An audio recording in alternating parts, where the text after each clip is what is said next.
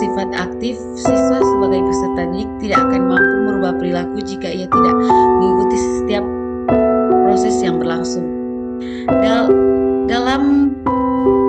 Dalam kutipan Mayang 2016 menyatakan rasa percaya diri siswa dapat mendorong tumbuhnya minat belajar. Orang tua maupun guru perlu meningkatkan rasa percaya diri pada anak, karena dengan adanya rasa percaya diri akan menumbuhkan minat anak. Minat pengaruhnya terhadap belajar sangat besar, karena minat merupakan faktor utama yang mempengaruhi proses belajar di sekolah. Oleh sebab itu, dalam hal ini perlu kita ketahui bahwa minat belajar mempunyai peran penting dalam pendidikan, sehingga banyak hal yang harus dilakukan dalam mengatasi kurangnya minat belajar. Salah satunya adalah dorongan dari keluarga. Dalam pendidikan, peran orang tua sangat penting karena dapat mendorong anak dalam pembelajarannya di sekolah. Dengan adanya orang tua dalam pendidikan membuat minat belajar anak meningkat. Membimbing anak merupakan hal utama yang harus dilakukan setiap orang tua atau keluarga. Menurut Adams, game online adalah permainan yang dapat diakses oleh banyak pemain, sehingga mesin-mesin yang digunakan pemain dihubungkan oleh jaringan internet. Game online mempunyai beberapa daya tarik yang membuat para siswa lebih senang bermain ketimbang belajar. Berdasarkan tinjauan dan fenomena di SMK swasta Popo, masih ditemui siswa yang malas membuat tugas yang menggunakan teknologi saat di rumah hanya main HP tidak suka belajar. Dengan demikian dapat menyatakan bahwa siswa SMK swasta Popo masih kurang ditemui juga siswa yang membuat karena masih ada guru yang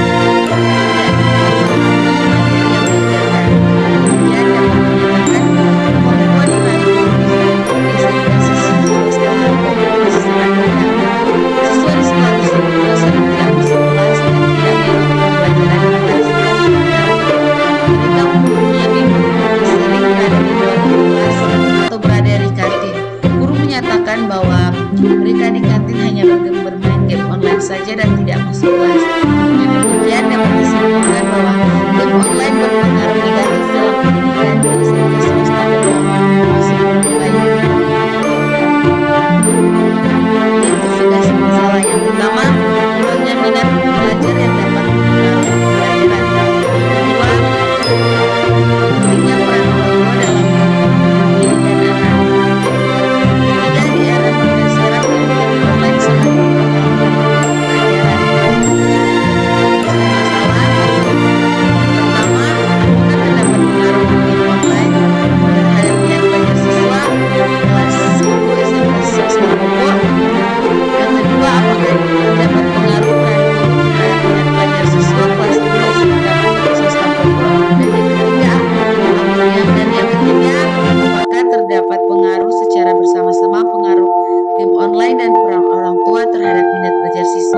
Kelas 10 di SMK swasta Popo.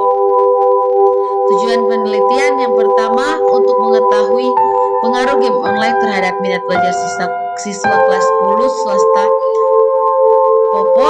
Yang kedua, untuk mengetahui pengaruh peran guru terhadap minat belajar siswa kelas 10 di SMK swasta Popo. Dan yang ketiga, untuk mengetahui pengaruh secara bersama-sama pengaruh game online dan peran orang tua terhadap minat belajar siswa kelas 10 di SMK swasta Popo.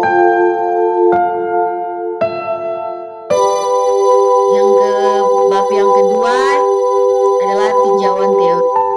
Pengertian dari minat belajar adalah suatu keadaan atau kecenderungan yang tetap untuk tertarik, mengenang dan memperhatikan terhadap suatu rasa, bidang, aktivitas atau kegiatan dengan keinginan untuk mengetahui dan memperhatikan, disertai dengan perasaan senang dan konsisten.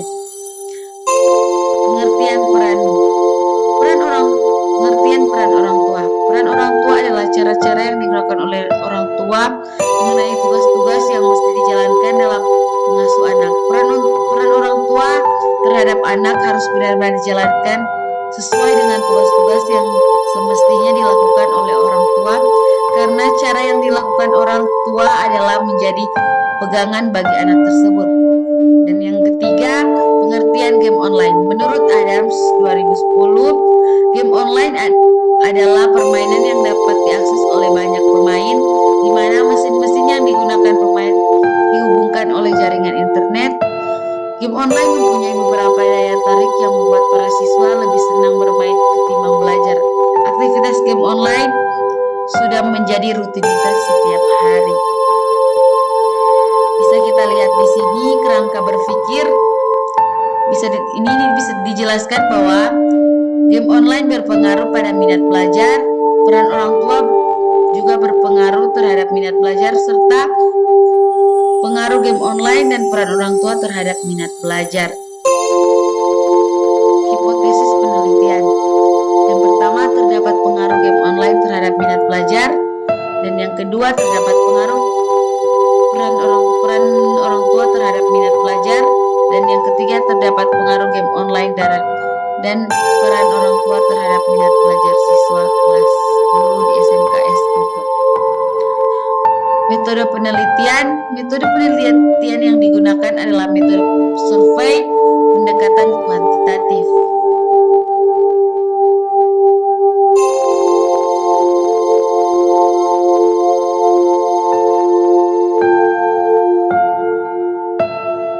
Menurut Sugiono, pengertian metode survei adalah penelitian yang dilakukan dengan menggunakan angket sebagai alat penelitian yang dilakukan pada populasi besar maupun kecil, tetapi data yang dipelajari adalah data yang dari sampel yang diambil dari populasi tersebut, sehingga ditemukan kejadian relatif, distribusi, dan hubungan antara variabel sosiologi maupun psikologis.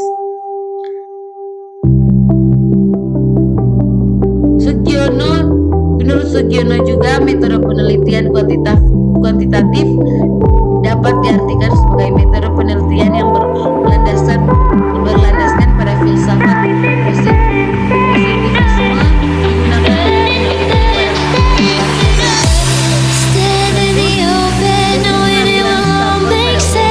secara random, pengumpulan data menggunakan instrumen penelitian, analisis data bersifat kuantitatif atau statistik,